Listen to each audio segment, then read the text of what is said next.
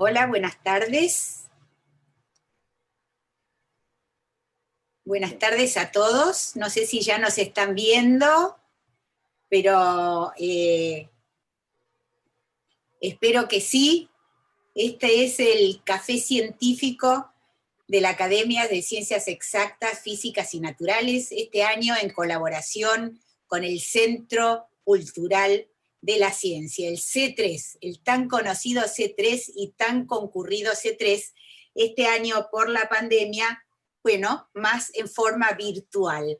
Así que trasladamos nuestros cafés científicos que ya por sexto año realizamos, este es el sexto año, tuvimos que hacer una pequeña interrupción por las restricciones de la pandemia. Normalmente veníamos haciéndolos en el Café Tortoni, en el pleno centro de la ciudad, en un ámbito bien de café, pero bueno, la interrupción que significaron las restricciones de la pandemia se compensan con esta posibilidad que nos brinda el C3 de llegar a todas partes del país por YouTube. Así que estamos contentos de poder retomar nuestros encuentros mensuales y con un tema maravilloso, si los hay, buscando vida en el universo, nada menos. ¿Qué tema, eh? ¿Qué tema? ¿Habrá vida en el universo? Muchos pensamos que sí. Hay quienes dicen que la vida es un acontecimiento tan extraño que difícilmente ocurra otra vez o que haya ocurrido otra vez, pero cuando uno tiene en mente las dimensiones del universo, ese difícilmente se hace un poco insostenible. Y para analizar un poco, para charlar sobre este tema, porque justamente estamos en un café científico, nos vamos a presentar. Mi nombre es Nora Bar, yo soy periodista científica desde hace muchísimos años, y también estoy conduciendo los cafés científicos, como digo, por sexto año, y es un privilegio tener este encuentro mensual para conversar con algunos de los referentes en nuestro país en cada uno de los temas que fuimos tratando, que son de todos los tipos, desde los robots hasta los glaciares, hasta la inteligencia artificial, hasta la calidad del agua, los organismos genéticamente modificados, el cerebro, la matemática, pasaron por nuestros cafés científicos, bueno, personalidades realmente de la ciencia local de todo tipo, Alberto Rojo, Adrián Paenza, neurocientíficos como Agustín Ibáñez, Facundo Manes, matemáticos, biólogos, Alberto Cornit, de todo tipo de investigadores. Y hoy, para acompañarnos, tenemos otros 3 referentes en este tema que voy a pasar a presentar inmediatamente. Una es la jovencísima Jimena Abrevaya, que Hola, es... ¿qué tal, Nora? ¿Qué tal? ¿Cómo estás? Bien. Jimena es doctora en Ciencias Biológicas de la UBA, especializada en astrobiología, es investigadora del CONICET en el Instituto de Astronomía y Física del Espacio y fundadora y directora del Núcleo Argentino de Investigación en Astrobiología, astrobio.ar. Tenemos también hacia la derecha, visto en la pantalla, de Jimena está Guillermo Lemarchand, astrofísico y especialista en política científica, director ejecutivo de Research on Knowledge, Innovation, Technology and Science Organization y académico plenario de la Academia Internacional de Astronáutica de París. Pero estoy segura que el dato que voy a dar ahora va a impresionar mucho más que todos estos laureles. Fue integrante del programa SETI y trabajó muchos años con Carl Sagan. Así que nos va a poder No fueron contar. tantos, no fueron tantos. Bueno, Pero bueno, muchas gracias por la presentación, Nora, y un placer poder compartir y volver a un tema que ya hace casi una década he dejado, ¿no? Pero obviamente continúo, fue mi primer amor, así que continúo siempre siguiendo las novedades de estos temas. Y como somos todos un poco cholulos, te vamos a preguntar por Carl Sagan y por cómo era trabajar o haberlo conocido así de primera mano. Tiene tantos fans todavía, a pesar de haber fallecido ya, que todavía no hubo, creo, otra figura que llegara a reemplazarlo verdaderamente con el atractivo que tuvo Sagan para inspirarnos, para enamorarnos del espacio, del cosmos, y de hacernos reflexionar sobre estos temas, como por ejemplo si hay vida en el universo. Y en el extremo derecho nos acompaña Pablo Maguas, doctor en física, investigador principal del CONICET, en el Departamento de Física de la Facultad de Ciencias Exactas de la UBA y en el Instituto de Astronomía y Física del Espacio, el IAFE. Es fundador y director del Grupo de Física Estelar de Exoplanetas y Astrobiología del IAFE. Así que hechas las presentaciones. Hola, ¿qué tal? Gracias a vos también por la presentación. Para que nos conozcamos un poquitito, vamos a empezar preguntándoles, bueno, algo que siempre uno se pregunta, ¿por qué se dedicaron a este tema un poco inacible, a buscar signos de vida o investigar la posibilidad de si hay vida en otros lugares del universo? Por ejemplo, Jimena, vos que sos muy joven, y porque hubo un momento de mucho furor cuando se enalzaron las naves Voyager con ese mensaje, ¿no es cierto?, para las estrellas, se hizo el libro Cosmos, todo el mundo estaba, bueno, con este mensaje, vamos, tal vez algún día estas naves lleguen a otras civilizaciones, pero un poco ese programa SETI, Search for Extraterrestrial Intelligence, como todo en este mundo, fue pasando de moda y dejando el lugar a otros temas, ¿no es cierto? Ahora está más en el candelero la inteligencia artificial, bueno, este año la pandemia. ¿Por qué una persona de repente dice, me voy a dedicar a estudiar algo que ya de por sí va a ser difícil? Porque evidentemente no es algo tan sencillo encontrar vida en el universo, ¿no? Sí, bueno, en mi caso en particular, desde chica, o sea, siempre me interesó la naturaleza y bueno, digamos, de alguna forma, de manera innata, creo que siempre me interesó la ciencia. Y bueno, además a los 7 u 8 años era muy fanática de la serie Cosmos, de Carl Sagan, de la antigua serie Cosmos. Así que bueno, de alguna manera eso quedó en mí, pero sin embargo nunca me había planteado la posibilidad de ser investigadora en este tema. Después, bueno, ya de más grande decidí estudiar biología en la Universidad de Buenos Aires, y mientras estaba en la carrera, también, bueno, debido a este interés que yo tenía en la astronomía, decidí ser parte de un club de aficionados a la astronomía, que es el Club de Astronomía Ingeniero Félix Aguilar, que está en Vicente López.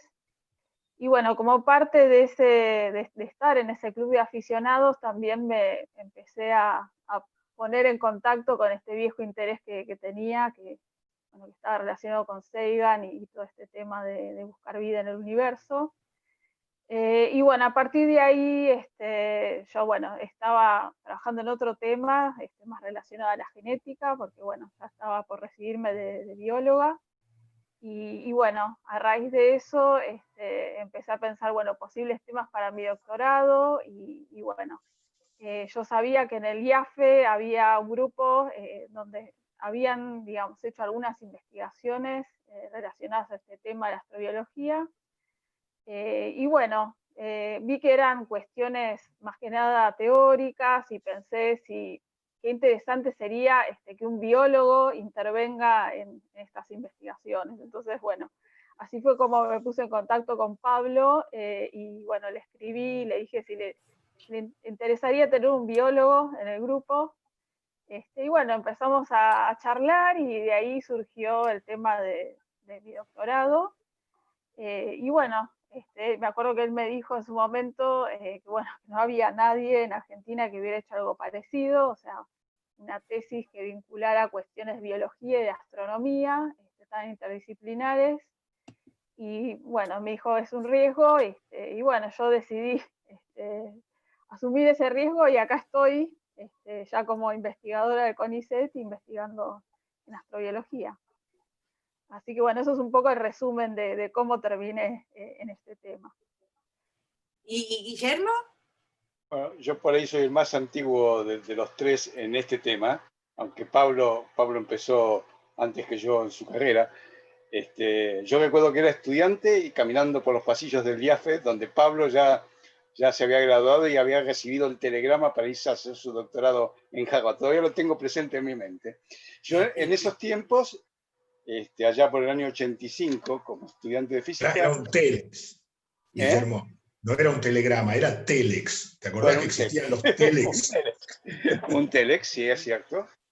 En aquel momento nos comunicábamos por telex. Y fui muy afortunado porque tuve la oportunidad con un pequeño grupo de estudiantes de física de organizar 3 días antes de Navidad, en el año 85, las jornadas interdisciplinarias sobre vida inteligente en el universo. En aquel momento, históricamente era un momento en que la universidad era como renacía después del golpe de Estado. Teníamos un decano interventor que era epistemólogo, Gregorio Klimovsky, que me apoyó en el evento, las autoridades del Instituto de Astronomía y Física del Espacio, del Instituto Argentino de Radioastronomía. La cosa es que logramos juntar durante 3 días algo así como 30 charlas, y en esa organización, un evento organizado por estudiantes, logramos traer a alguien de la NASA, alguien que estaba desarrollando en aquel momento un proyecto SETI de la NASA, y que tenían interés de ver la posibilidad si en el hemisferio sur había algún lugar donde se podía empezar a hacer un programa de investigación SETI aquí. Y el Instituto Argentino de Radioastronomía en aquel momento tenía 2 antenas, una de las cuales no se usaba.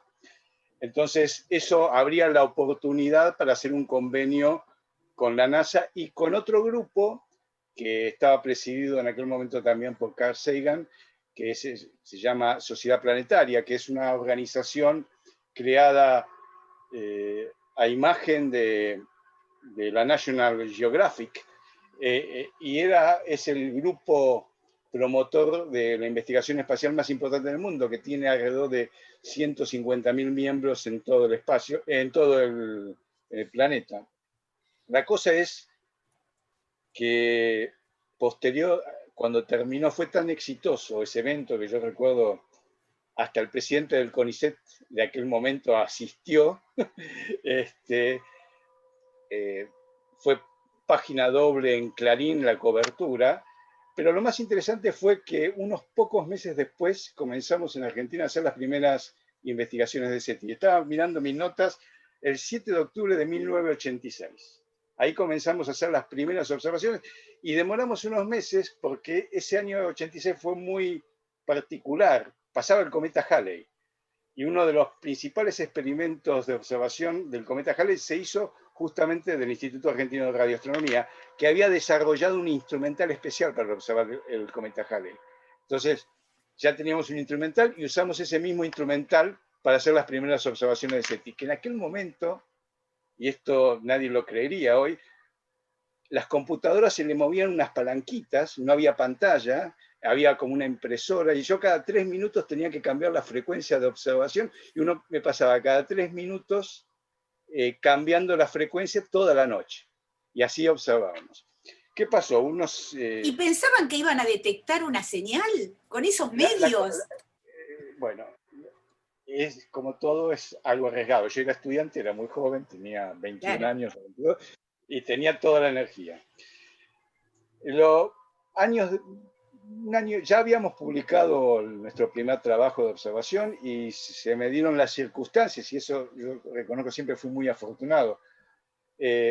Viajé a Estados Unidos y me invitaron a escribir una propuesta de cooperación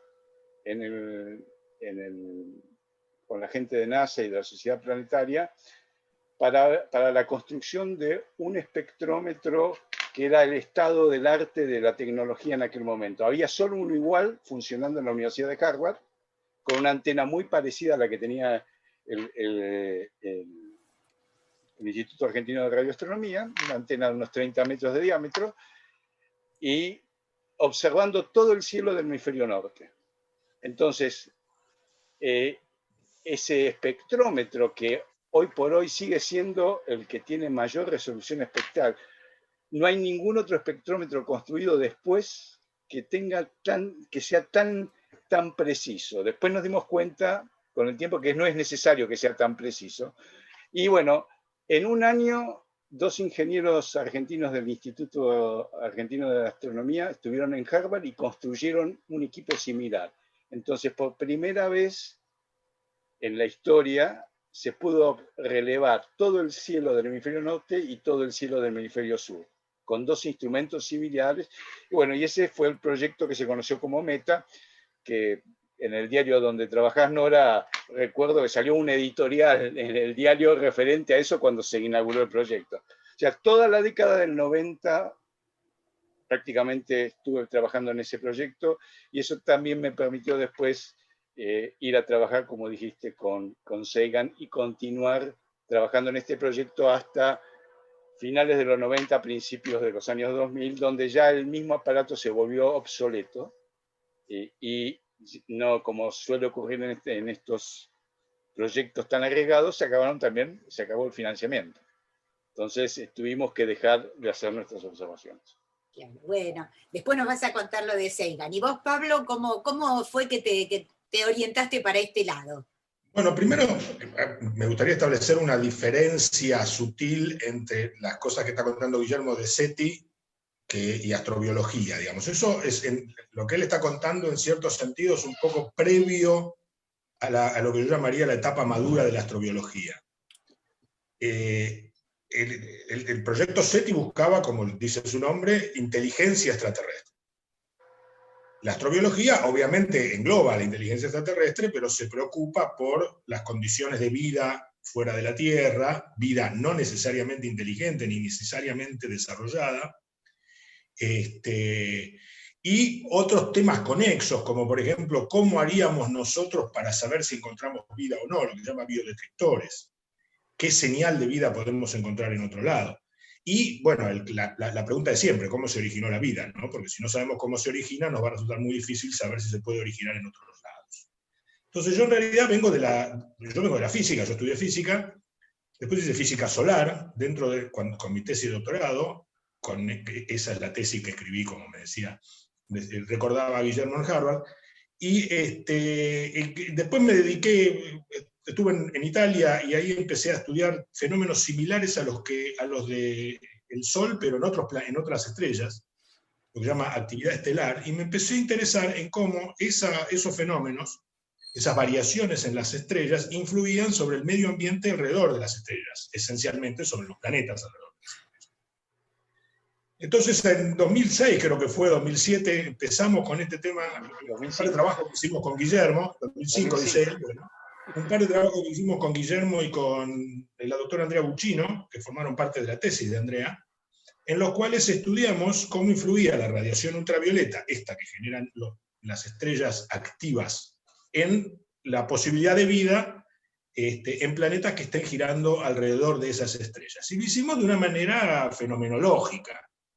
Dijimos, bueno, usamos lo que se conoce como el principio de mediocridad. Dijimos, bueno, supongamos que la Tierra es mediocre. Digamos que no hay nada muy excepcional en la Tierra. Entonces, las condiciones en otros lados deberán ser iguales a las de la Tierra, que es un principio que se usa mucho en este tipo de investigación. Y bueno, hicimos esos 2 trabajos muy interesantes, y entonces, como contaba Jimena, en algún momento llegó ella.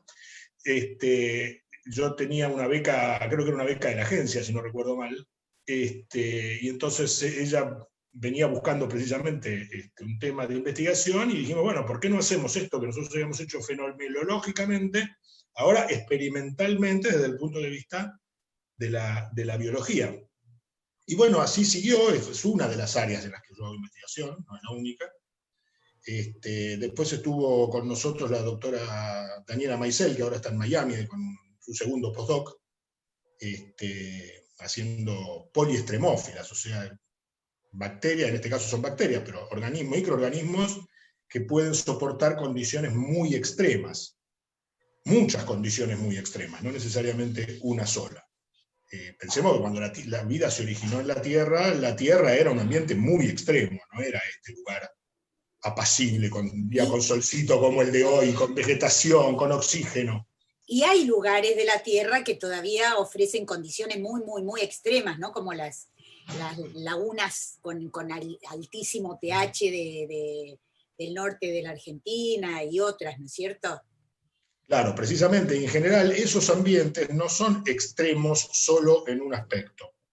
Son, por ejemplo, lo de las lagunas del norte son extremos en que son muy, muy secos, tienen mucha radiación ultravioleta, que era el tema que habíamos empezado a desarrollar en algún momento,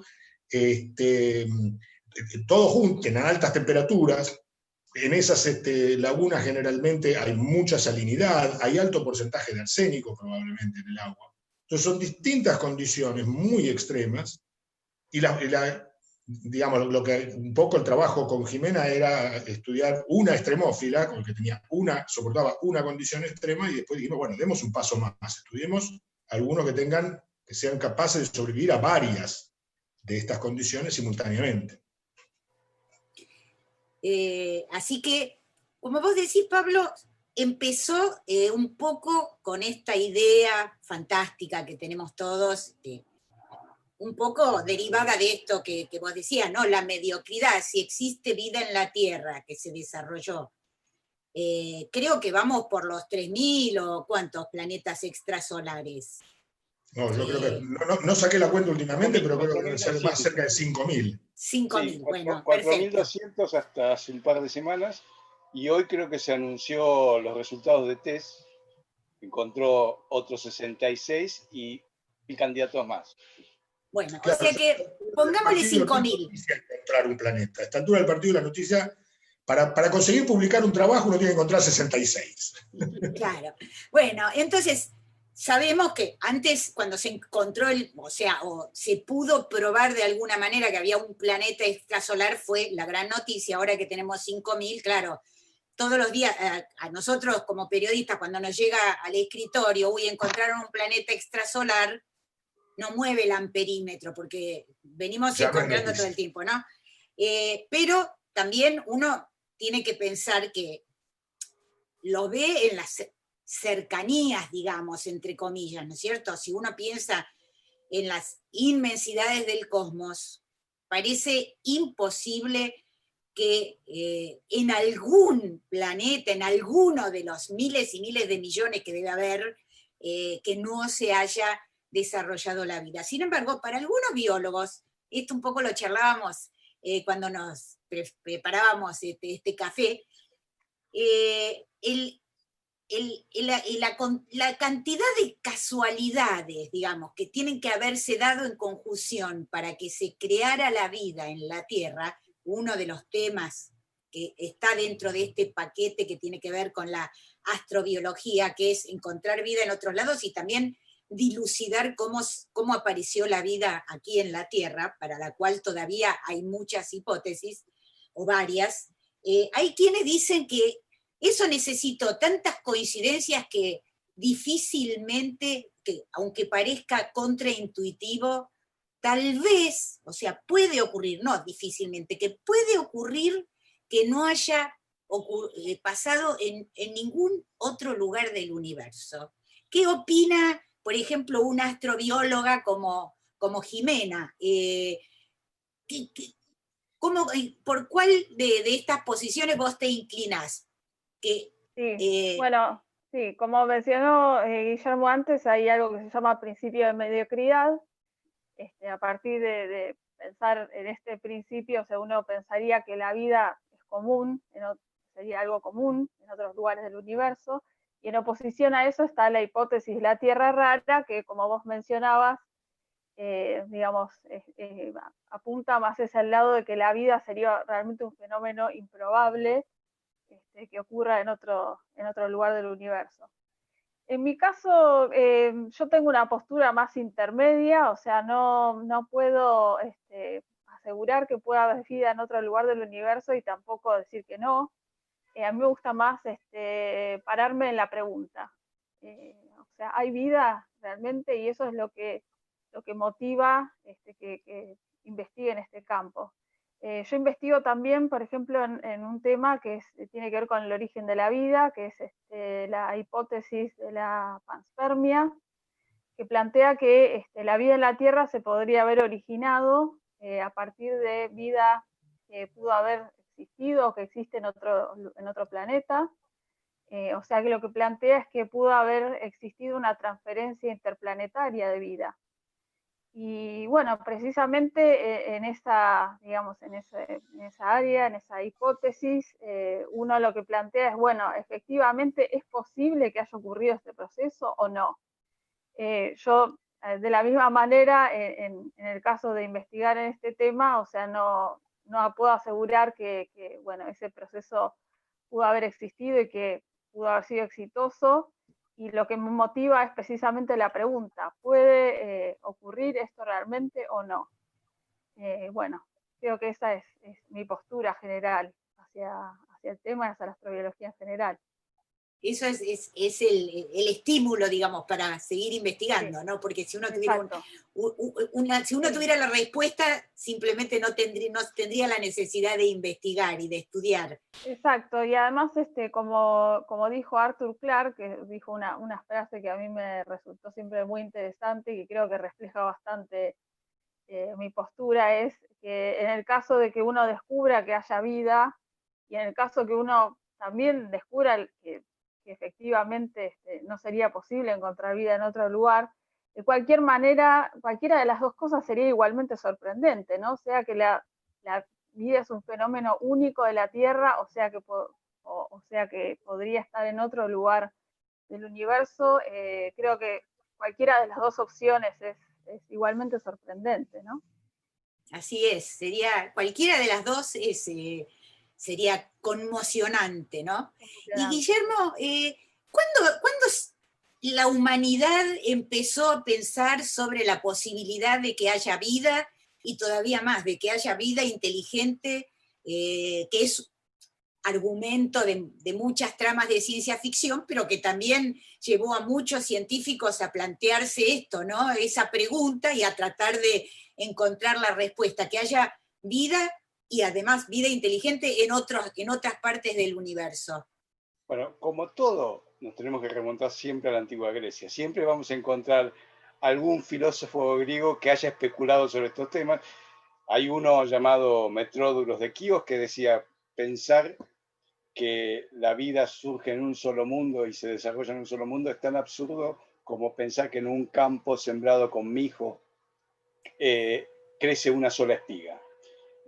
Pero toda la escuela epicúrea, si uno mira las especulaciones de la escuela epicúrea, especulaba esencialmente con los mismos preceptos del principio de mediocridad que Pablo estuvo discutiendo antes.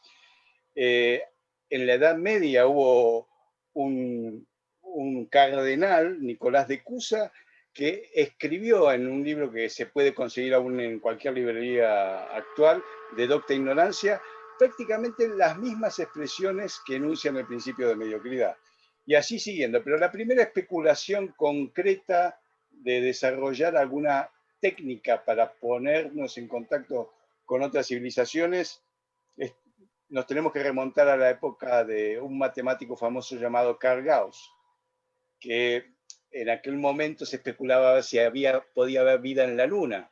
Entonces a Gauss se le ocurrió plantar en Siberia un enorme triángulo rectángulo y demostrarle a los posibles selenitas que conocíamos al menos la demostración del teorema de Pitágoras. Siguiendo con el tema, alrededor del 1800, 1860, empezaron a especular, bueno, la Luna posiblemente no tenga vida, ¿qué pasa con Marte? Y fue muy, muy rica toda la discusión y cómo hacer contacto con los marcianos. Y en Francia tuvo lugar la primera conferencia internacional sobre esto, y alguno propuso desarrollar espejos parabólicos gigantes y mandar señales lumínicas a los marcianos.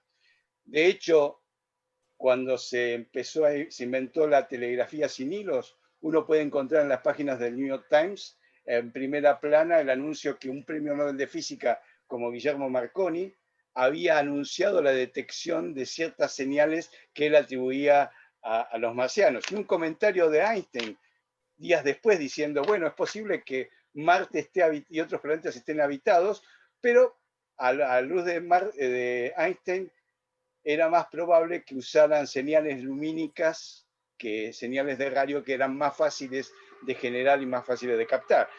Pero fíjense, esto ya nos muestra algo que creo que es lo fundamental, tanto en la búsqueda de vida como la conocemos, como de búsqueda de inteligencia y de las metodologías que desarrollamos para detectar esas inteligencias, que es que nosotros estamos asumiendo una serie de cognitivos universales, la forma en que nosotros percibimos el universo, categorizamos, creamos categorías de observación, creamos conceptos como masa, temperatura, radiación, que representan ciertos comportamientos de la física del universo, no necesariamente implica que seres que pasen por una determinada cadena evolutiva van a generar esos mismos conceptos y esas categorías que nosotros consideramos como universales. Y esa es la principal limitación. Recién Jimena se planteaba por qué la vida pudo haberse originado en otro lado y poblar el espacio, y la hipótesis de la panspermia, que también se originó en otro premio Nobel a principios del siglo XX, es Svante Arrhenius. Lo cierto, y es algo que recién ahora se empezó a hacer mucho más evidente, los terrestres hemos generado el primer caso de panspermia, porque en la Luna quedaron las heces de no sé cuántos astronautas, y esas heces contienen el bioma y una gran variedad de bacterias y eventualmente de algún virus, que ahora cierta gente de la NASA se propone recolectar 50 años después para saber si fueron capaces de subsistir en un ambiente extremo como la Luna. Entonces, fíjense, acá esto abre otra puerta. Si vamos a colonizar Marte o vamos a explorar Marte, tenemos que tener mucho cuidado de no llevar nuestros propios microbios a Marte, y donde van a tener otro tipo de ambiente. Esto abre un montón de preguntas. Mencionamos a Carl en la introducción. Yo creo que todo este procedimiento, esta investigación que desde el punto de vista de la ciencia actual, que ha tenido lugar en la segunda mitad del siglo XX y en el principio de este siglo, nos lleva a reflexionar más sobre nosotros.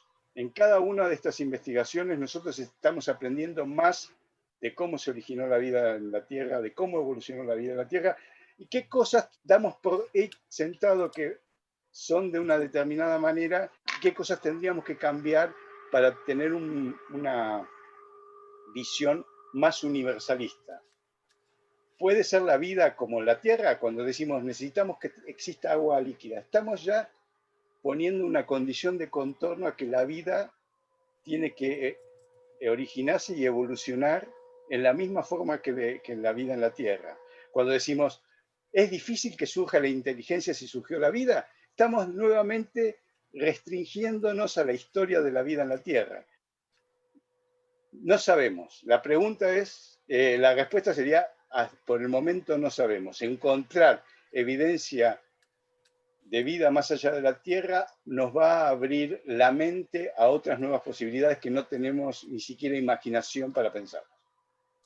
Gracias, Guillermo. Pablo, vos trabajás, como decías, más por el lado de no específicamente la vida inteligente, sino la posibilidad de que haya vida.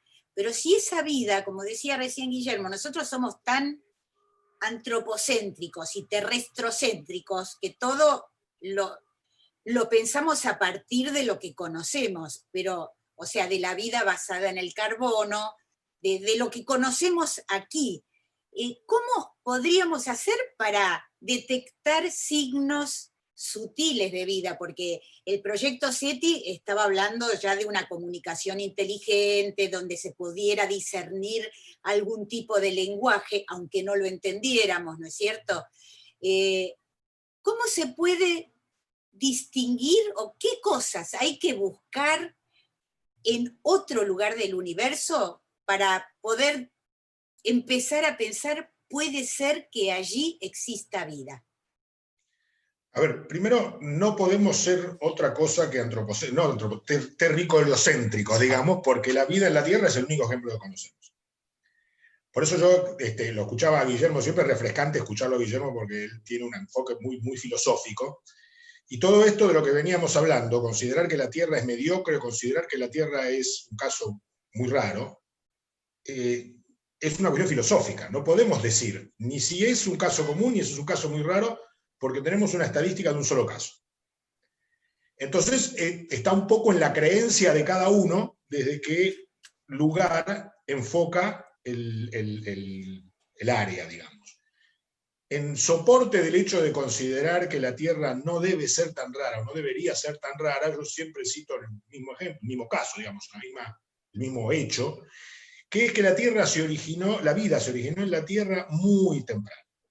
Muy temprano. El 95% de la historia de la vida de la Tierra hubo vida, de la historia, digamos, de la Tierra como planeta, hubo vida en la Tierra.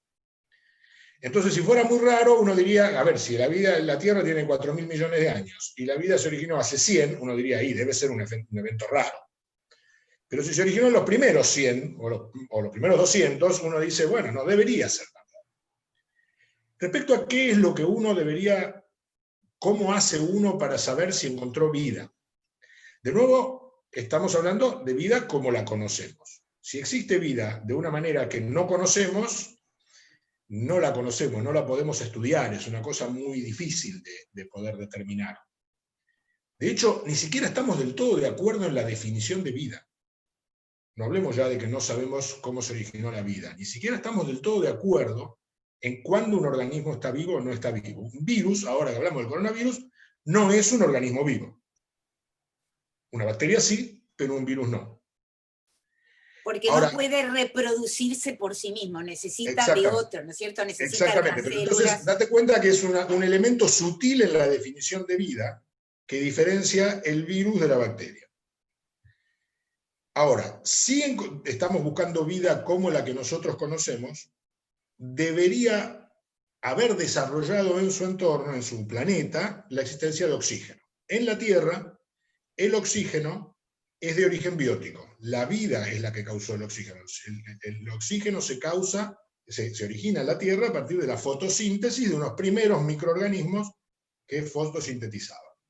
Entonces, si uno detectara oxígeno en un planeta extrasolar, hablamos de planeta, obviamente en un planeta solar, pero ya en los planetas solares sabemos que no hay. Si uno en un planeta extrasolar detectara en su atmósfera la existencia de oxígeno, lo más fácil de detectar es el ozono. Si uno detectara ozono, entonces uno diría, uy, acá estoy encaminado. Ahora, nosotros tenemos un trabajo en colaboración con un grupo de China y un grupo de Estados Unidos, en los cuales demostramos que en ciertas condiciones puede originarse oxígeno en un planeta en forma abiótica, sin necesidad de que haya, bajo ciertas condiciones de radiación de la estrella central alrededor de la cual orbita el planeta. O sea, ni siquiera eso es del todo seguro.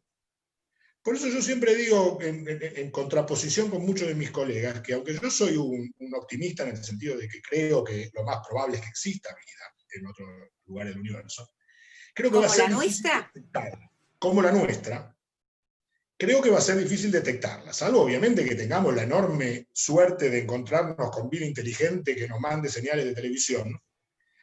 Va a ser difícil, vamos a encontrar una señal y vamos a pasarnos décadas discutiendo si la señal era correcta o no. Siempre digo que nosotros ya detectamos vida. La Viking detectó vida en Marte. Uno de los experimentos que viajaron a Marte dio positivo. Claro, después analizaron bien el resultado, miraron el resultado de los otros experimentos y llegaron a la conclusión de que era un falso positivo. Pero la detección en un primer momento hubo.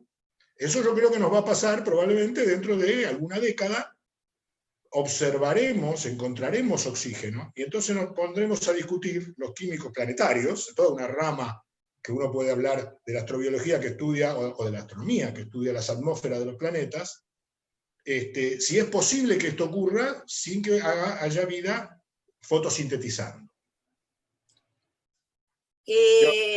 Bueno, ahora justamente la sonda Perseverancia, que fue a Marte y está en viaje por unos meses hasta llegar a Marte, una de las, digamos, tareas principales que tiene es buscar signos de vida, ¿no? Y si encuentra algo, traer un poco de tierra marciana o de materia marciana para analizarla aquí en la Tierra. En realidad la va a preparar para que alguna futura misión la vaya a buscar. Tanto como traerla, todavía no. Guillermo, vos querías decir algo. Sí, que quería señalar que el que demostró que el caso de falso positivo era falso fue justamente un gran amigo que lamentablemente falleció, que es Joan Oró. Joan Oró era de origen catalán, fue uno de los grandes pioneros en temas de origen de la vida, fue el primero que postuló el rol que tenían los cometas y aportando agua a la Tierra y creando condiciones en el origen de la vida, y fue el primero que se dio cuenta de la reacción química que había sido mal interpretada como una reacción positiva porque el experimento que dio lugar estaba mal diseñado. Y fue uno de los casi inmediatamente, él siempre contaba esa anécdota cuando estaba ahí en los salones del laboratorio de propulsión a chorro, recibiendo esos primeros datos, fue el primero que se dio cuenta de que ese era un falso positivo. Por eso es muy difícil, como dice Pablo, darnos cuenta si hay vida o no. Por eso este camino, desde el punto de vista de la ciencia, comenzó desde el lado de SETI, porque es mucho más sencillo distinguir entre una señal natural de una señal artificial. Ya sea una señal enviada a nosotros con intención de contener un mensaje, o una señal que sea indicadora de una actividad tecnológica que se escapa del planeta de origen. Nosotros, por ejemplo, desde hace casi 100 años estamos enviando señales artificiales en forma esférica que se van expandiendo a la velocidad de la luz y que ya han llegado a alrededor de 1 millón de estrellas alrededor del sistema solar, revelando nuestra posición en la galaxia. Obviamente, la mayoría de esas señales son relativamente débiles, pero muchas de esas señales, las señales particularmente transmitidas por los radares que están monitoreando el cielo para un posible ataque balístico intercontinental, tienen tanta potencia que podrían ser detectados por radiotelescopios similares a los de la Tierra, a distancias del orden de miles de años luz de nosotros. Por eso, uno ya hace 60, 70 años pudo demostrar matemáticamente que era posible detección de características artificiales y por ende inferir que hay una inteligencia que generó esas señales artificiales y por ende demostrar que no estamos solos, como un camino relativamente más sencillo para encontrar evidencias de que no estamos solos. Sin embargo, el volumen de variables a considerar es tan indecentemente grande que yo alguna vez hice el cálculo que si tuviéramos que buscar una aguja en un pajar, ese pajar, y lo hice hace 20 años, este pajar tendría el volumen equivalente a 35 veces el volumen de la Tierra. Obviamente la tecnología en estos 20 años avanzó en forma tan exponencialmente veloz que la diferencia de capacidad de detección desde que empecé a trabajar con temas de SETI hasta el presente varió en un factor 100 millones. En los últimos 35 años podemos explorar 100 millones de veces más rápido el espectro electromagnético que cuando comencé a hacer estas investigaciones. Por eso alguien recalculó el tamaño del pajar cósmico y lo redujo al tamaño del océano. Entonces, la idea sería, ¿hay vida dentro del océano? Entonces voy con un balde y miro. No hay ningún pescado, no hay ninguna bacteria, no hay vida. ¿Cuál es el volumen que hemos explorado de ese pajar cósmico? Es el equivalente al volumen de una pelopincha. Todas las investigaciones que se hicieron en los últimos 60 años han barrido el volumen del tamaño de una pelopincha. Por eso no es extraño que nadie haya encontrado hasta el momento ninguna evidencia de que no estamos solos. Aquí ya están llegando preguntas del público. Por ejemplo, Jimena, aquí preguntan, ¿cuál es la teoría más aceptada por la comunidad científica para explicar cómo nace la vida en su edad más temprana?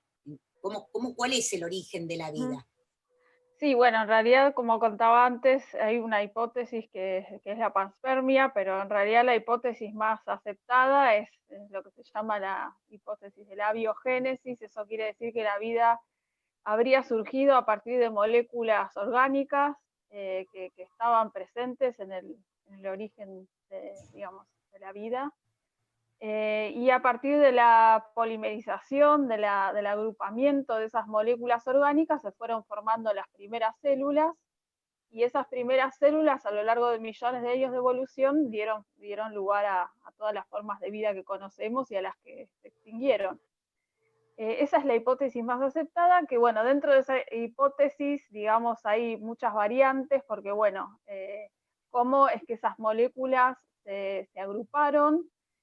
Hay distintas hipótesis y explicaciones posibles. Algunas hipótesis apuntan al hecho de que esa digamos, polimerización de moléculas ocurrió en la superficie terrestre. Otras hipótesis apuntan a que eso ocurrió en el océano, en el fondo submarino. Digamos, hay una serie de variantes en ese sentido, pero bueno, la hipótesis general es esa. La vida surge a partir de moléculas orgánicas. Incluso hay una variante de la panspermia que plantea que esas moléculas orgánicas o parte de esas moléculas orgánicas que originaron la vida también podrían haber venido del espacio, ¿no? Es una de las variantes también que se maneja en este sentido.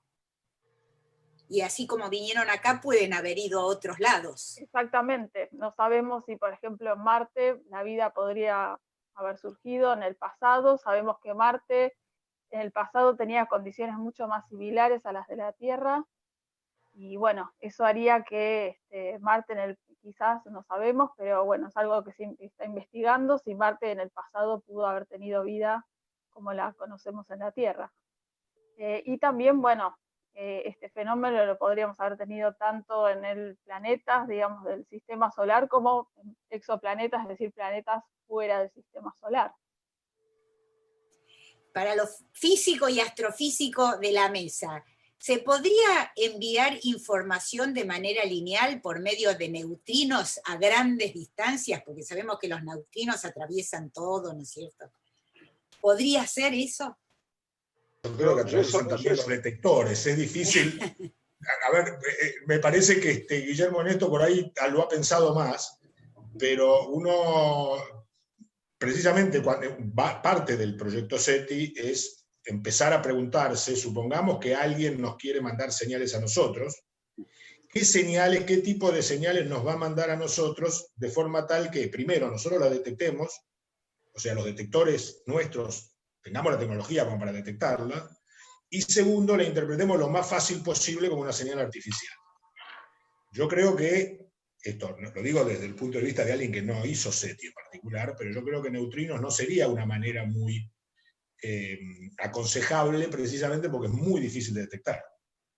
Yo publiqué un trabajo hace unos 30 años sobre este tema, y la idea, para ponerlo, uno podría eventualmente especular acerca de civilizaciones extremadamente avanzadas que no quieran darse a conocer ante civilizaciones relativamente primitivas como la nuestra. Posiblemente los neutrinos serían muy eficientes si uno los pudiera generar en forma eficiente y detectar en forma eficiente. Pero para mostrar que esto, en nuestro caso, no es para nada eficiente, cuando detectamos en el año 87 la explosión de la supernova acá en el hemisferio, fue la última supernova que se vio a ojo desnudo acá en el hemisferio sur. Por primera vez se detectaron neutrinos extragalácticos. Se estima que por la explosión de esa estrella supernova, no sé cuántos millones de neutrinos pasaron por centímetro cuadrado.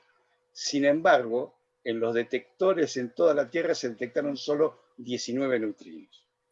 O sea, eso demuestra lo ineficiente que es detectar para nuestra tecnología de hoy los neutrinos.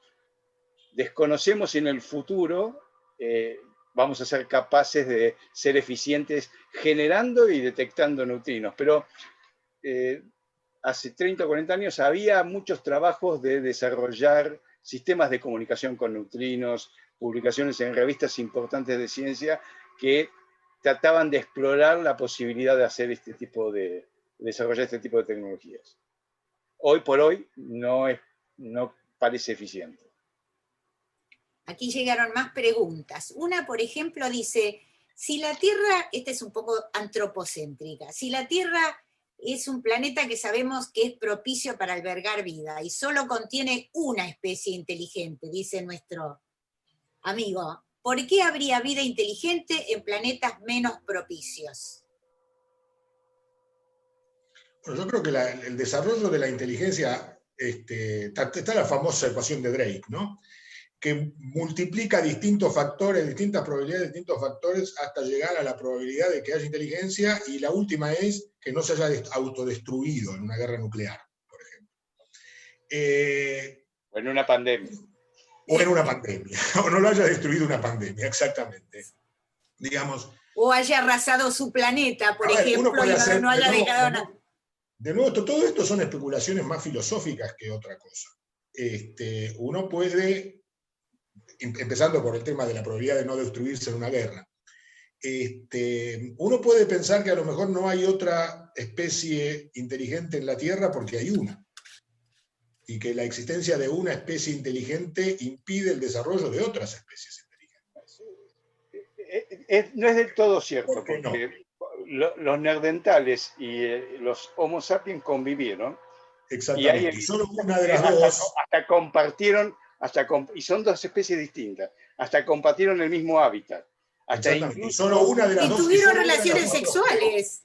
Tuvieron relaciones sexuales, se cruzaron, está probado eso. Por eso, pero solo una de las dos especies. Lo más sorprendente de eso, que para mí esto es un tema que hemos discutido en la primera escuela de astrobiología hace 20 años. Estaba un físico muy conocido en Argentina, que es Juan Roederer, que también es músico. Lo sorprendente es que se encontró una flauta construida por los neandertales que tiene la misma escala musical pentatónica que usamos nosotros. Eso es realmente sorprendente. Y que habla de la posibilidad de otros patrones, ¿no? Y es cierto, el otro caso es, ¿por qué uno no esperaría a priori que exista varias especies inteligentes conviviendo en un mismo nicho? Un poco lo que quería decir Pablo. Pues tal vez sea dinámicamente inestable tener distintas especies inteligentes compitiendo. Nosotros pertenecemos a la misma especie, y un somero análisis de nuestra historia nos muestra que nosotros no hemos sido muy benévolos con nosotros mismos. Digamos, todas las guerras, la inteligencia utilizada para desarrollar armamentos que nos pueden destruir no una vez, sino varias veces. Yo habíamos hecho el cálculo en su momento que en el año 87 había del orden de 7.000 kilogramos equivalentes de dinamita en armamento nuclear desplegado, por cada habitante, por cada bebé, por cada abuelita en el planeta. Hoy, con el desarme nuclear que hubo, hay del orden de 2 toneladas de TNT de capacidad destructiva equivalente. Y tenemos del orden de 100 veces más armamento de que es necesario para desatar un invierno nuclear. Hoy se sabe que el umbral de desatar un invierno nuclear que podría acabar con toda la vida en la Tierra, no solamente con la especie humana, sino porque enviaría tanto material a la atmósfera que generaría un efecto equivalente al que generó el meteorito o cometa que hizo desaparecer a los dinosaurios hace 65 millones de años. Eso se podría generar fácilmente en una guerra entre Pakistán e India, con el arsenal que tiene Pakistán e India hoy. Entonces, nuevamente, nosotros estamos atravesando una parte muy especial de la historia de la humanidad, donde corremos gran riesgo de desaparecer como especie. Por eso había un colega, un periodista que fue el primero que cubrió todos estos temas, que fue Walter Sullivan del New York Times, que le dieron un premio Pulitzer por su cobertura del Año Geofísico Internacional, fue el primero que escribió un libro de este tema. Y la dedicación de ese libro a mí me impactó en su momento. El libro fue escrito en 1962, yo todavía no había nacido. Dice, dedicado a todos aquellos que quieren hacer grande el último factor de la ecuación de Drake, que es la vida media de una civilización, digamos. Porque de alguna manera eso es lo que nos debería caracterizar como humanos si pensamos alguna vez que vale la pena buscar vida fuera de la Tierra, porque si pensamos que no vamos a sobrevivir, porque otro de los problemas que tenemos es las distancias que nos separan de otras estrellas son tan indecentemente grandes, que no es que nosotros vamos a poder mandar un mensaje y escuchar la respuesta a lo largo de nuestra vida. Va a ser un intercambio entre distintas especies, porque no vivimos lo suficiente para el tiempo que tarda en recorrerse esas señales entre una estrella y otra. Entonces, bueno, acabas de dar la respuesta a una pregunta que había llegado, que es, si nos llega una señal de otro planeta muy lejano, ¿no tardarían miles o millones de años? ¿Cómo podríamos comunicarnos con ellos con las barreras de la distancia? Es muy difícil. Una pequeña corrección. El planeta más cercano a la Tierra fue encontrado en la estrella más cercana a la Tierra, que precisamente por ser la estrella más cercana se llama Próxima Centauri. Esa estrella está, si no recuerdo mal, 3 o 5 años. 4 años. Bueno, 3 o 5, 4. Perfecto. 4 años luz. Eso quiere decir que una señal electromagnética, radio o una señal de luz, tardaría 4 años en llegar y otros 4 años en volver. Si nosotros pudiéramos comunicarnos con ellos por rayo de luz o por ondas de radio, la respuesta tardaría 8 años, ¿no? O sea, no es tan pesimista como lo que dice Guillermo, ni como lo que dice la pregunta, no serían miles de millones de años. Lo que nosotros estamos explorando, como decías vos al principio, es el universo muy cercano. Cuando hablábamos de los 5.000 planetas descubiertos hasta ahora, son planetas que están desde ya todos en nuestra galaxia. Y en el entorno cercano de nuestra galaxia. No hay planetas, no hemos descubierto ningún planeta a 1.000 millones de años luz, simplemente porque estando tan lejos, la señal que nosotros tenemos que analizar con nuestros instrumentos, nuestros telescopios, para ver si hay un planeta, es extremadamente débil. Solo podemos observar planetas en estrellas muy cercanas. Respecto al tema de la pregunta anterior, si puedo poner un bocadillo más sobre el tema de las muchas culturas. Como decía Guillermo, de las muchas especies inteligentes. Como decía Guillermo, no hemos sido benevolentes con muchas culturas inteligentes a lo largo de nuestra historia. Entonces imaginemos la probabilidad de que hubiera habido especies distintas que fueran inteligentes en el planeta. Por otra parte, yo siempre digo que la astrobiología es un juego de probabilidades. Uno busca las cosas que son más probables de encontrar en los lugares donde es más probable encontrarlas. Entonces, en ese sentido, si nosotros pensamos en la historia de la vida en la Tierra, que tiene casi 4.000 millones de años, y pensamos en los cuantos 150 años de desarrollo tecnológico que llevamos, como vos hablabas de emitir señales del principio del siglo XX, ponele, fines del siglo XIX, es evidente que por ahora el periodo tecnológico de la humanidad es muchísimo más chico que el periodo de la vida, y el periodo en el cual el hombre existió es mucho más chico que el periodo de la vida. Y el periodo en el cual existieron organismos multicelulares más o menos desarrollados es muy chico comparado con el periodo en el cual hubo vida en la Tierra.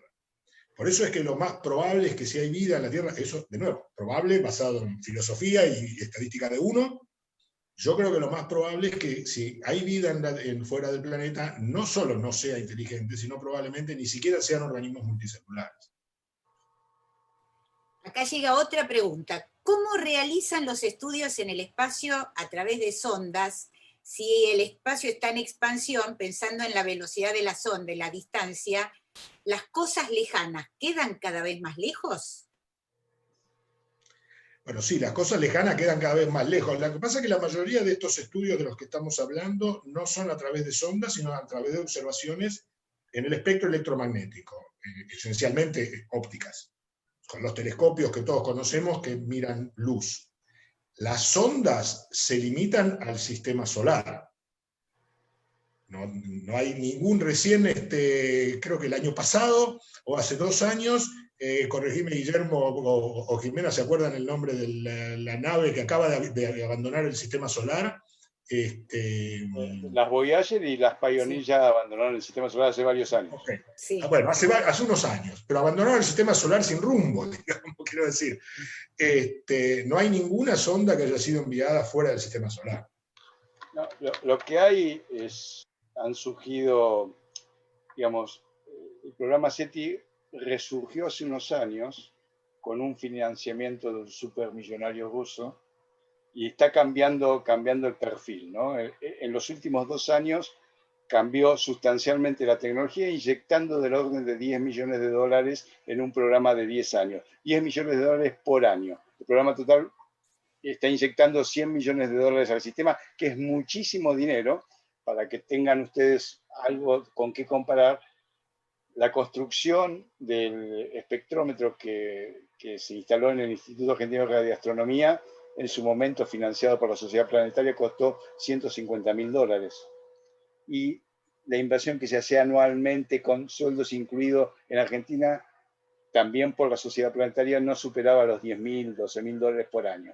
Acá se está inyectando $10 millones, lo que implica un montón de tecnología.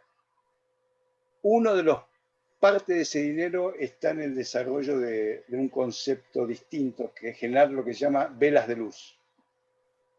Naves interestelares que serán propulsadas por láseres potentes en la Tierra. Naves que van a pesar 1 o 2 gramos, pero que el avance de la microelectrónica permitirá incorporar en esas naves algo relativamente sofisticado, por ejemplo, para mandarlo a Alpha Centauri, y a una velocidad que se puede alcanzar del orden del 70-80% de la velocidad de la luz, impulsada por estas velas de luz. Y hay gente trabajando en estos temas.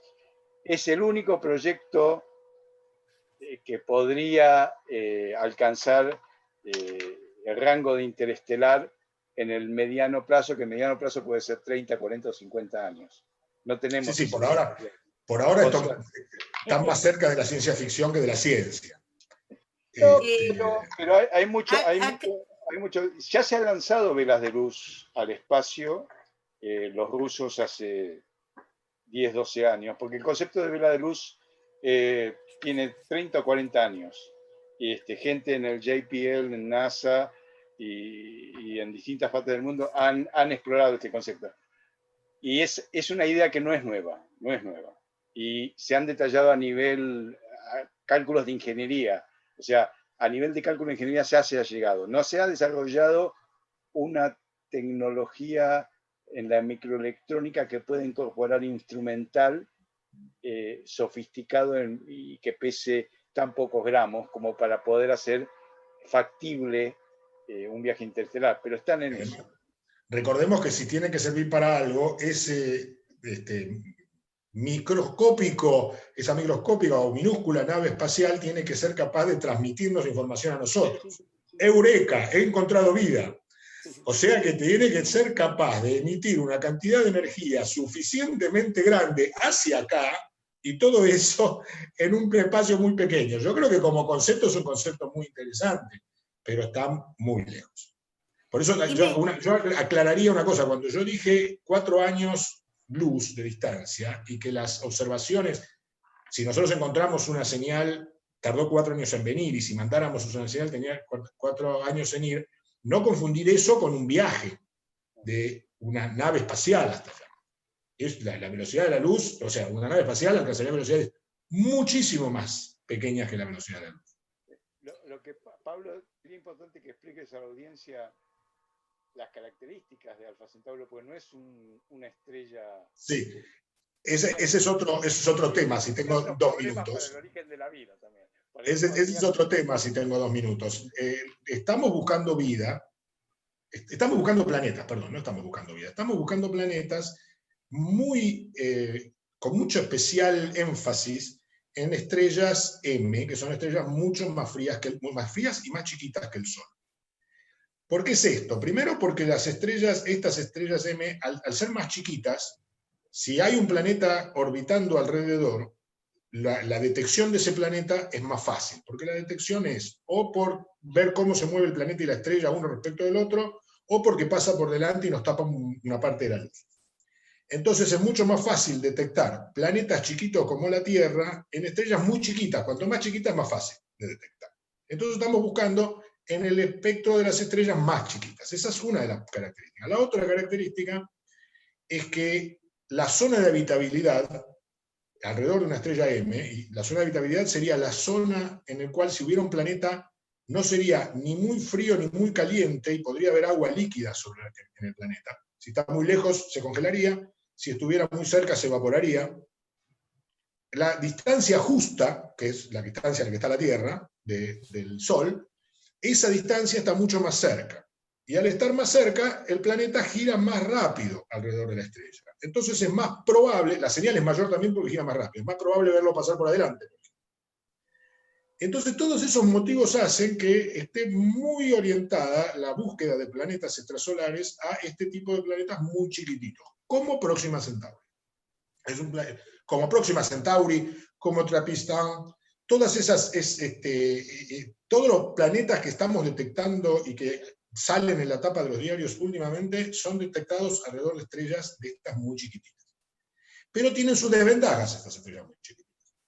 La primera desventaja es que el planeta que gira alrededor de la estrella va a girar sincrónicamente con la estrella. De la misma manera que la Luna gira sincrónicamente con la Tierra, y nosotros vemos siempre la misma cara de la Luna, y hablamos de la cara oculta de la Luna, porque es la que nunca vimos hasta que fueron ahora los chinos y pusieron una sonda. Bueno, la habíamos visto de antes, pero digamos... Bueno, entonces esos planetas alrededor de estrellas M van a tener una cara que va a estar siempre mirando a la estrella, y otra cara que va a estar siempre del otro lado. O sea, de una parte del planeta va a ser siempre de día, y del otro va a ser siempre de noche. Presumiblemente va a ser una parte muy caliente y otra parte muy fría, aunque el promedio nos dé una temperatura razonable. Ese trabajo, uno de esos trabajos que hicimos con Guillermo, digamos que empezó por lo menos mi participación en el campo, habíamos estudiado también el hecho de que estas estrellas tienen lo que se llama fulguraciones, que son eventos que en el Sol ocurren con una cierta frecuencia, son muy espectaculares, son los eventos más energéticos más grandes del sistema solar. Bueno, estas estrellas tienen esas fulguraciones que el Sol tiene en periodos importantes, uno por mes, digamos, esas tienen varias por día. Y son mucho más luminosas en el rango UV. Por eso es que pusimos el foco también en el rango UV. Entonces es otro problema que podrían tener estas estrellas. Nosotros vimos que no solo la UV es mala, la radiación ultravioleta, que también puede ser buena en algún momento, por ejemplo, puede ser necesaria para el origen de la vida, o para generar mutaciones. Pero hay muchas cosas sobre estas estrellas M que no conocemos, y que no es el lugar más amigable para la vida. Si pudiéramos buscar, yo buscaría planetas de tipo terrestre alrededor de estrellas de tipo solar. Porque como es el único ejemplo que conocemos, vayamos a buscar ahí. A mí me hace acordar un viejo chiste de que aparecía en los chicles bazooka, de cuando éramos jóvenes, siempre cuento lo mismo. Era un tipo en 4 patas buscando porque se le había perdido una moneda y el otro le decía, ¿encontraste la moneda? ¿Se te cayó acá? No, se me cayó por allá, pero acá hay más luz. Bueno, estamos buscando no donde es más probable que exista vida, sino donde es más probable que encontremos planetas, chicos, planetas de tipo terrestre. Y sin embargo, en este sentido, con respecto al tema de las estrellas M, nosotros hace poco con mis colaboradores de Austria, de Reino Unido, hicimos un trabajo, y colaboradores también de CONEA, de la Comisión Nacional de Energía Atómica, hicimos un trabajo en el cual vimos que microorganismos serían capaces de sobrevivir a estos flares o fulguraciones en este tipo de estrellas M, lo cual plantearía que, bueno, que quizás lo que pensábamos antes, que estos planetas serían inhóspitos en cuanto al tema de la radiación UV y fulguraciones, tal vez no sería tan así, porque nosotros vimos que estos microorganismos serían capaces de sobrevivir a esos niveles muy altos de radiación ultravioleta que recibirían en la superficie de planetas como Próxima B. Sí, eso es cierto. También es cierto lo que dice Jimena, nosotros habíamos encontrado algo parecido antes también, ella lo hizo a través de la experimentación y nosotros lo habíamos encontrado usando el principio de mediocridad, pero digamos que no es lo mismo que el hecho del problema ese de que estén sincronizados, también hay especulaciones acerca de que movimientos en la atmósfera homogenizaría la temperatura, de que la vida sería posible en los bordes, el terminador, donde es crepúsculo permanentemente, pero digamos que las condiciones ya no son las óptimas.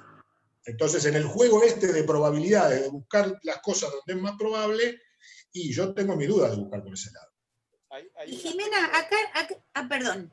Quiero hablar, hay un aspecto que no mencionaste, Pablo, y que en realidad es un sistema de 3 estrellas, y que hace mucho más complicado e inestable todo el sistema. Por eso Alpha Centauri nunca fue un blanco desde el punto de vista de SETI, porque eso lo hace un ambiente más extremo, más allá de las características que vos pudiste señalar, el hecho de que sean un sistema de 3 estrellas, una orbitando alrededor de otra y una tercera orbitando en una órbita más externa, alrededor del cual orbita uno de los planetas que mencionaste, esto hace muy complicado todo el sistema desde un punto de vista dinámico. No, pero más, están muy alejados. Próxima está muy alejado del sistema Alpha Centauri y en realidad tendría un astro, 2 astros, Alpha Centauri A y B, muy brillantes en el cielo, pero la órbita del planeta alrededor de Próxima es estable, ¿no? En ese sentido no habría. De cualquier manera, hay muchas otras estrellas M que estamos buscando. Acá nos llega una pregunta, no sé, tal vez Jimena o cualquiera de ustedes puede contestarla. ¿Las zonas de entorno del medio galáctico podrían tener interés para la búsqueda de la vida? Sí, bueno, eso es lo que se investiga, digamos, así como se determinan y se estudian las zonas de habitabilidad planetaria, también están las zonas de habitabilidad galáctica. Eso quiere decir zonas en la Vía Láctea, en nuestra galaxia, que serían más factibles de que puedan tener planetas albergando vida que otras. Y bueno, a raíz de eso se vio que, digamos, la zona de la galaxia que está más cercana al núcleo de la galaxia es más improbable respecto al hecho de que pueda tener vida, porque en ese lugar hay altos niveles de radiación, porque está cerca precisamente del núcleo galáctico. Y así también, digamos, en la parte externa de la galaxia también sería menos factible la formación de planetas con características similares a las terrestres. Entonces, digamos, la zona más habitable de la galaxia sería la zona intermedia. Eso es, digamos, un área también de estudio en la astrobiología.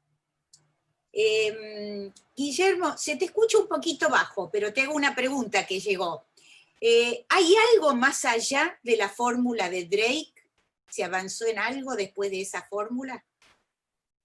La fórmula de Drake no tiene ningún valor científico válido en el sentido más allá del heurístico. Nos sirve para pensar todos los aspectos que debe tenerse en cuenta para estimar cuál podría ser un número hipotético de civilizaciones que habiten simultáneamente en nuestra galaxia. De hecho, Drake formuló esa fórmula en un sobre para organizar la secuencia de charlas en una conferencia que se hizo en el observatorio de Green Bank en el año 1961. De hecho, no fue él quien primero publicó esa ecuación, fue Sagan en un trabajo que se vio tan entusiasmado que tiene un valor didáctico, pero uno, si bien mucha gente trata de sacar un número y trabajar con los distintos valores que puedan tener cada uno de los factores que están allí, realmente desde un punto de vista epistemológico tiene poco valor científico, porque uno puede acomodar los distintos factores y siempre la primera secuencia de factores va a dar un número muy próximo a 1, quedando el último, la vida media de la civilización, como el factor más predominante de toda la ecuación.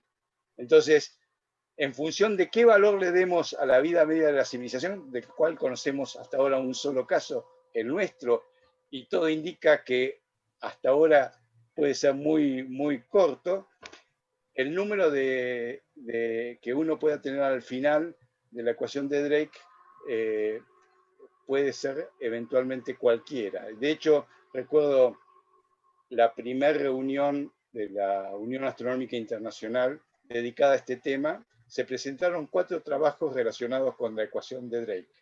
Uno que decía el número n, o sea, el número de civilizaciones es muy grande. Otro que decía el número n es muy pequeño. Y otros 2 que decían no es ni muy grande ni muy pequeño. En realidad, de hecho, yo hace casi 30 años escribí un libro y expresamente no mencioné la ecuación de Drake en ningún momento porque me daba la impresión de que confundía al lector. Pero también debo señalar que desde un punto de vista didáctico es muy bueno porque pone en una forma muy simple cuáles serían los aspectos que desde el punto de vista de la ciencia y de las distintas especialidades que hay que contemplar en este tipo de investigaciones, uno debe considerar. Obviamente cada factor en sí uno lo puede desplegar en sus factores y en distintas especialidades, pero eso no va a cambiar sustancialmente el número final. El número final termina siendo muy dependiente del valor que le demos a la vida media de una civilización. Por ende, va a ser subjetivo. Y Guillermo, ya nos vamos acercando hacia los últimos minutos. Contanos un poco. Yo tuve la suerte de entrevistarlo a Carl Sagan por teléfono y debo decir que no era ese personaje maravilloso, apasionado, que yo me imaginaba al leer sus libros, al verlo en la serie de televisión. No sé, tal vez, digamos... ¿En qué año fue?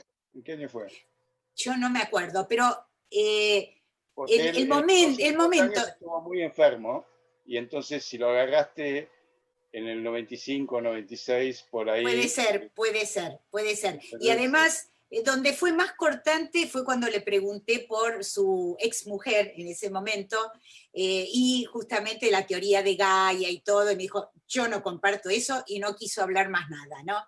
Pero ¿cómo fue trabajar con él? Y que era realmente una persona tan apasionada como se transmitía en sus libros. Mira, yo te puedo transmitir mi experiencia personal.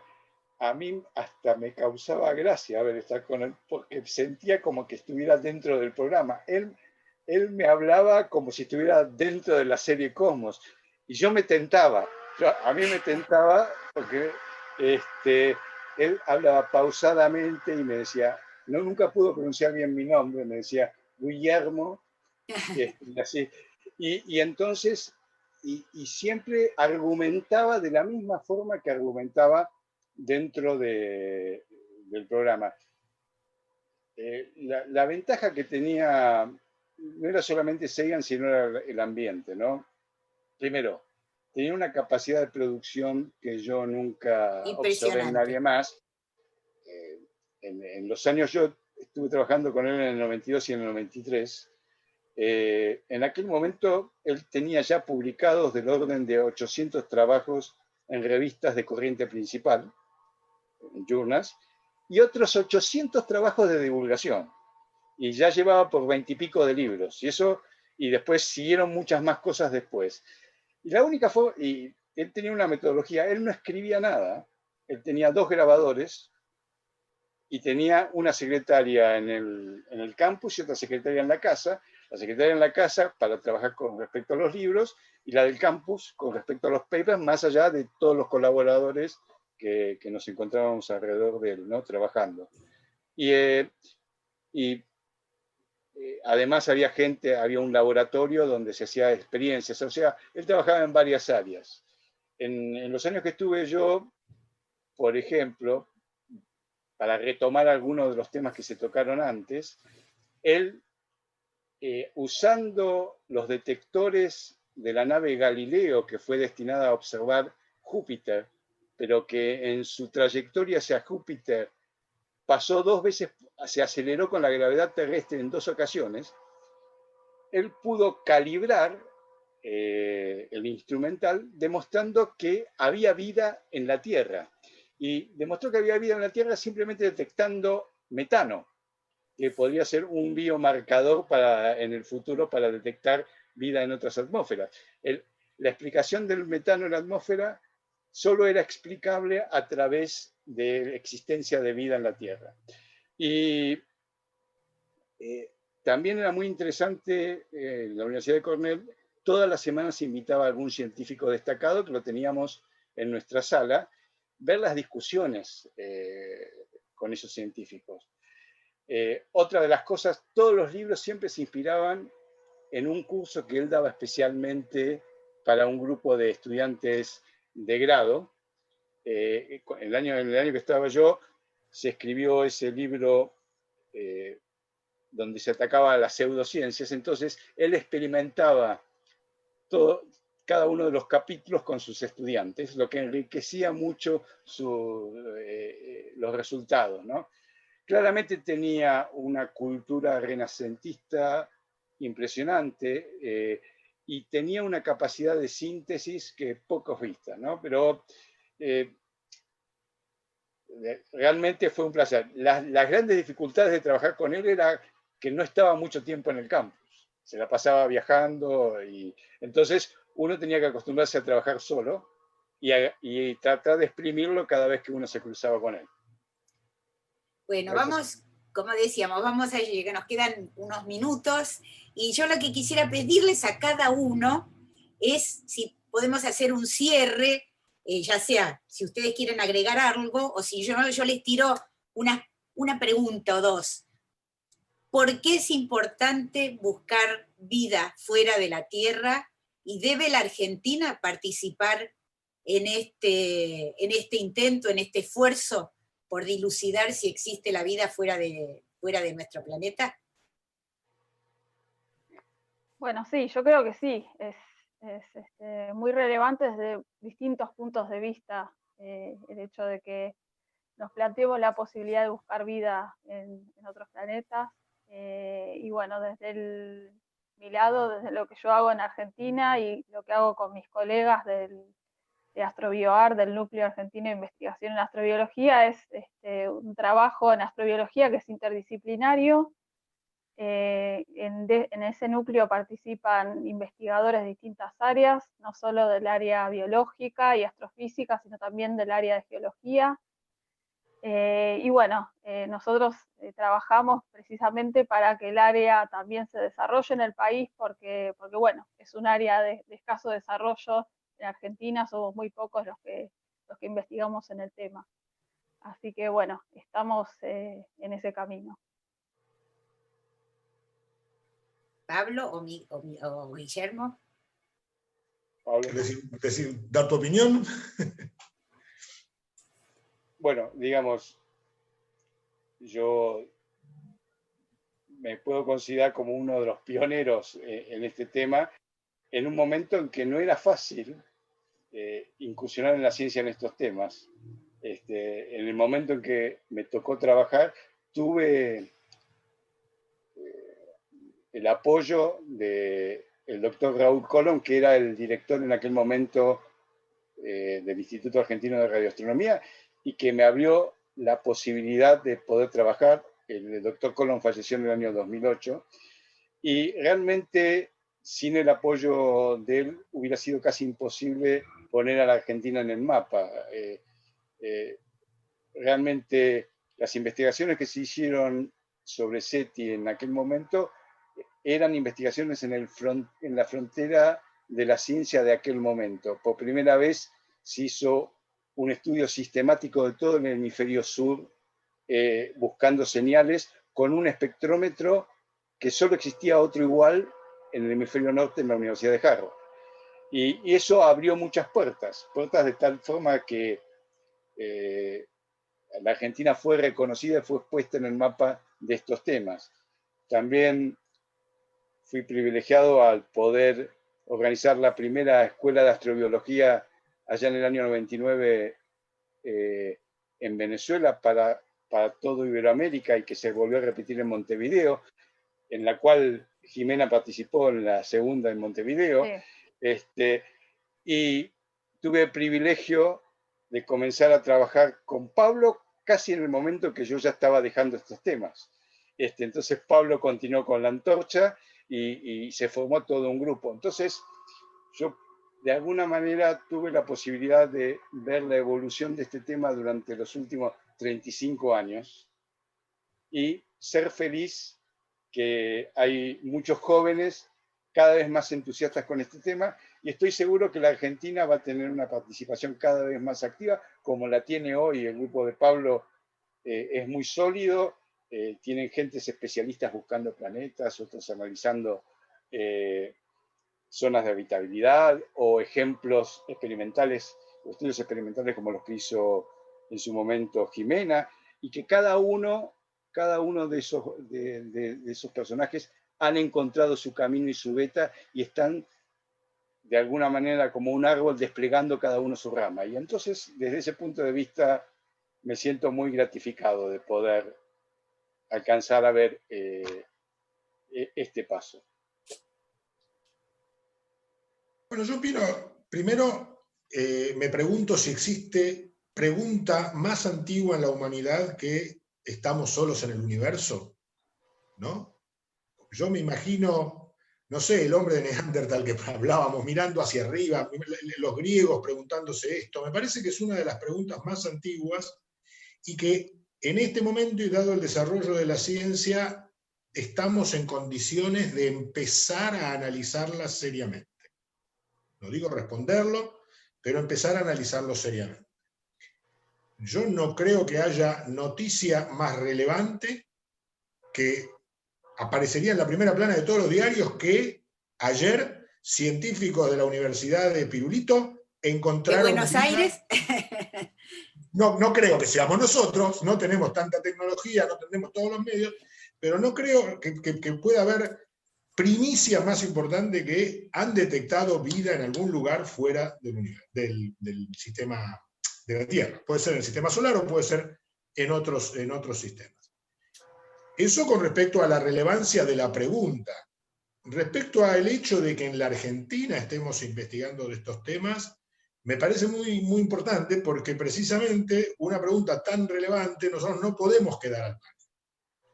En general no podemos quedar al margen del desarrollo científico en todas las ramas, pero en particular en una pregunta tan relevante. La noticia de ayer, que vamos a producir la vacuna contra el COVID, tiene mucho que ver con el desarrollo de la ciencia argentina en todas sus áreas.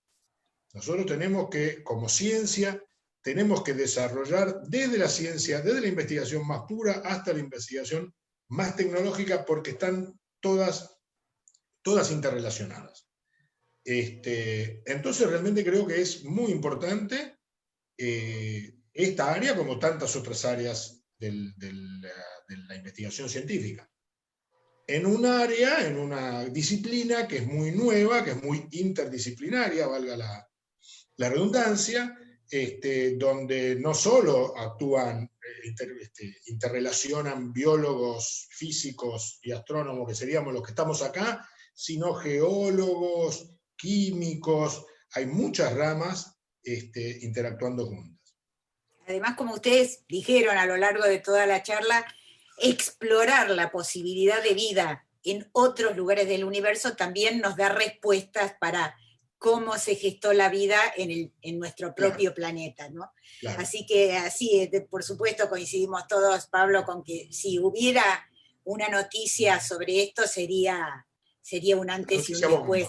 Sí, sería realmente una cosa, ojalá nos tocara, yo ya no sé si me va a tocar a mí, pero bueno, a los periodistas científicos del futuro, creo que va a ser maravilloso poder dar esa noticia, ojalá le tocara a uno, ¿no? Pero bueno, les agradecemos muchísimo, la verdad que esto da para seguir charlando y para muchas convocatorias, pero no faltará oportunidad de revisitar. Miren si nos toca dar esa noticia, sería impresionante, ¿no? De revisitar el tema y otros conexos. Quiero contarles que hubo muchos conectados, me comentan acá en el canal de YouTube del C3, así que, les agradecemos muchísimo a Pablo Maguas, a Guillermo Lemarchand y Jimena Brevalla, 3 exploradores de la vida extraterrestre, que participaron y están participando en los proyectos más importantes que se están haciendo en colaboración con colegas en todo el mundo, así que tenemos información de primera mano. Les agradecemos muchísimo estos minutos, por supuesto, un privilegio, siempre lo digo, participar de estos cafés por todo lo que sabemos, lo que aprendemos y todo lo que nos dejan pensando. Así que está confirmado un próximo encuentro que se va a realizar en el mismo canal el jueves 10 de septiembre, para todos los que nos están acompañando, a las 5 de la tarde también, y el tema van a ser los terremotos y los aportes de la ciencia para prevenirlos, algo que sabemos que todavía no estamos en condiciones de hacer, pero todo el mundo está tratando de ver cómo se puede hacer para anticiparse a estos eventos. Muchísimas gracias a todos, muchísimas gracias a todos los amigos que nos acompañaron durante esta hora y media, y les dejamos la invitación para el próximo 10 de septiembre, y me corrijo, no es el 5º año de los cafés científicos, sino, yo dije el 6º, perdón, es el 7º año de los cafés científicos de la Academia Nacional de Ciencias Exactas, Físicas y Naturales, que comenzaron en 2014. Bueno, un gran abrazo para todos, muchísimas gracias de nuevo y muchísimas gracias a todos los amigos que nos acompañaron. Buena semana. Hasta luego, gracias. Gracias.